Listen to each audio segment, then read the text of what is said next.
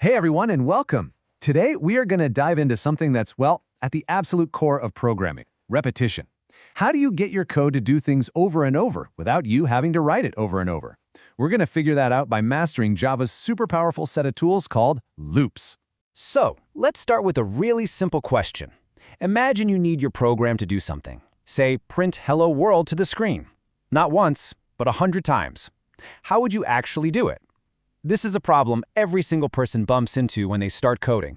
I mean, sure, you could just copy and paste that line of code 100 times, but come on, you can already feel how clunky that would be, right? It's a nightmare to read, it's impossible to change, and what if you needed to do it 1,000 times or 1,000,000? No way, that's just not practical. So there has to be a smarter way. And of course, there is.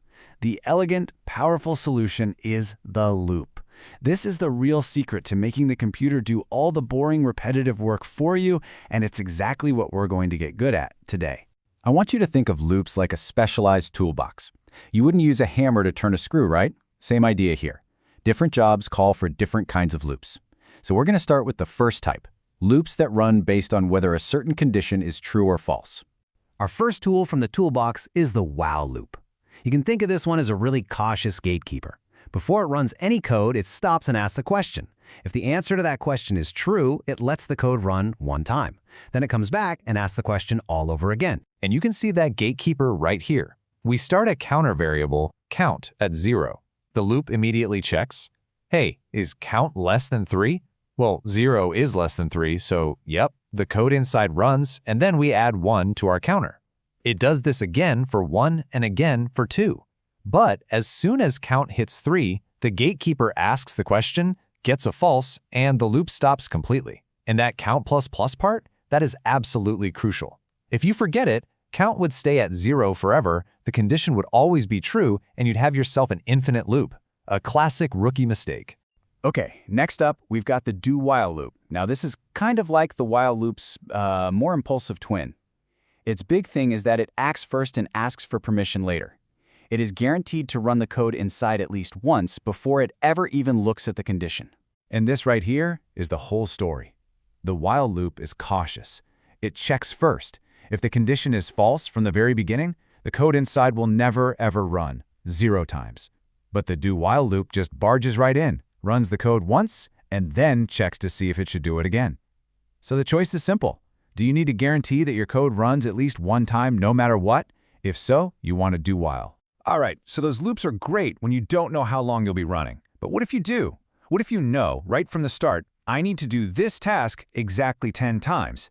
For that very specific job, our toolbox has the perfect tool. And that tool is the for loop. Now, its syntax can look a little busy at first, but don't worry, it's really just 3 simple parts, all bundled up neatly in one place. First, you set up your counter. Second, you give it the rule for how long it should keep going. And third, you tell it how to update the counter after every single pass. And here's what those 3 parts look like working together. We start a counter I at 0. We tell it to keep looping as long as I is less than 5.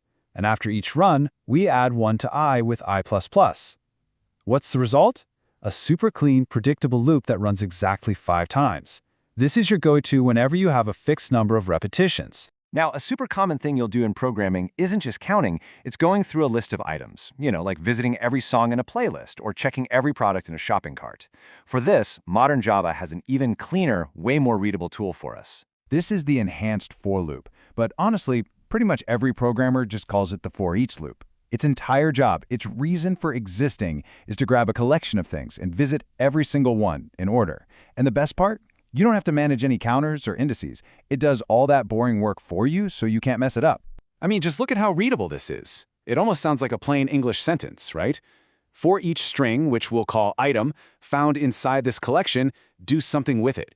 It makes what you're trying to do incredibly obvious. Okay, so we've got our main looping tools down, but sometimes you need a little more control. What if you need to bust out of a loop early? Or what if you just want to skip over one particular item and keep going? For situations like these, we have a couple of special keywords that act like escape hatches. First up is break. You should think of break as the big red emergency stop button. The second your code hits the word break, whatever loop it's inside is over. Done. Instantly. The program just jumps completely out of the loop and carries on with the next line of code. Let's watch it in action.